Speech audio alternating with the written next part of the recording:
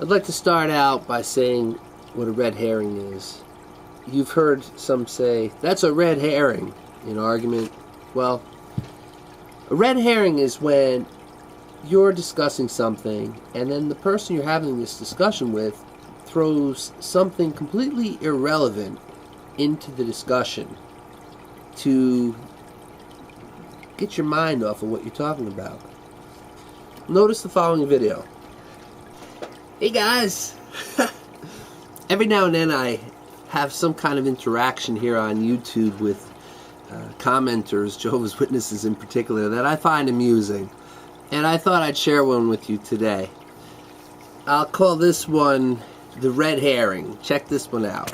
This guy Intelceleron11 says, "We have much to say and difficult to be explained because you have become dull in your hearing." And I said, yeah, I'm dull in my hearing because it is impossible for you to prove to yourself that Christ appointed a band of nitwits that call themselves slave over your life. When you can prove that, then quote scriptures to me. Until then, get to stepping. He says, I just love the way you frame words. It's delightful. It's impossible for you when you can prove that. Ha! Yeah, good old apostate, you never change. It's funny how you make such strong assertions about what I do and do not know.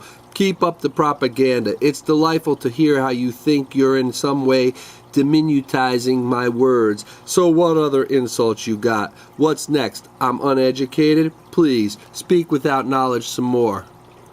So I said, if you are educated, I'd say that you are now re-educated, or as your handlers say, mind cleansed. Minds must be cleansed. What is the difference between mind cleansed and brainwashed? Now how about proving the 1919 ridiculum? Can you do that? Good old mind cleansed dubs. When will they snap out of their slumber and wake up? Oh yes, I forgot. You peruse Awake magazines from time to time, therefore you are informed. Smiley face. He then says, I see, so tell me, is pornography wrong or not? Me leans in to hear your response.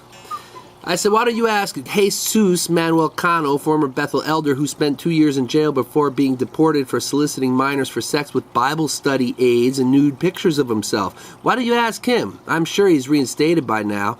Are you done trying to redirect the conversation with a red herring argument? If so, how about getting back to the original question of proving if 1919, the teaching that enslaves you, is an authentic Bible-based teaching or not? So, Intelceleron11. The reason I'm asking you to prove to me if the 1919 teaching, the one that enslaves you, is authentic or not, is because when you decide to investigate this teaching, you're going to find out that there's no evidence that it can be found anywhere in the Bible. The same thing with 1914, Jesus Christ being enthroned as king. Can you show me that one in the Bible without manipulating a bunch of scriptures around and taking pieces from a scripture over here and a piece over here, putting together, making a whole new scriptural concept? And if you don't know what I'm talking about with 1919, well, that's the year when Rutherford and the boys, the other governing body members, were released from prison. And somehow this miraculously proves that Christ recognized them as a faithful band of anointed ones, the faithful and discreet slave appointed over Christ's belongings. And you, Intelceleron11, are Christ's belongings. They're appointed over you. It's wonderful. You're under their control and your mind's being cleansed. Yes, they say I'm an angry apostate. Well, let me tell you something, Intelceleron11. I enjoy this. I take great delight in bantering with you Jehovah's Witnesses that come on here, because I already held on to that crap for 15 years and couldn't argue it, just like you can't argue it. And so I kind of enjoy batting you around like a kitten bats around a ball of yarn or something. That's what it's like for me, because I decided it's much easier to defend the real truth than it was to defend the so-called truth, the one true religion. So when you decide to snap out of it and come to the dark apostate side, you'll see too how easy it is to defend the real truth, that the Watchtower Society is a bogus bunch of crap.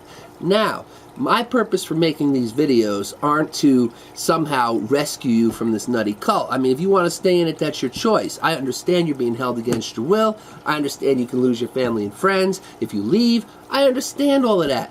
My main goal, though, is to prevent other people from stumbling into this nonsense. That's why I make these videos. So as you toy around making comments on my video, thinking somehow that you're, amusing me or amusing yourself or some kind of, wit, keep in mind, you still haven't answered my question. Can you prove to me the 1919 teaching is an authentic Bible-based teaching? After all, that's the teaching that enslaves you. That's the teaching that says that they are appointed over Christ's belongings. You! They're appointed over you because you choose to believe that. Now, can you escape like I did? Can you sacrifice everything? Your identity, your family, your friends, and leave it all behind and walk away from this mess? Are you able to do that, Intelceleron11? Get back to me. Make a video. Show your face. I'd like to see who you are. I'd like to hear what you have to say. Unless, of course, you're one of those evil apostates that hides his identity on the internet. Ciao.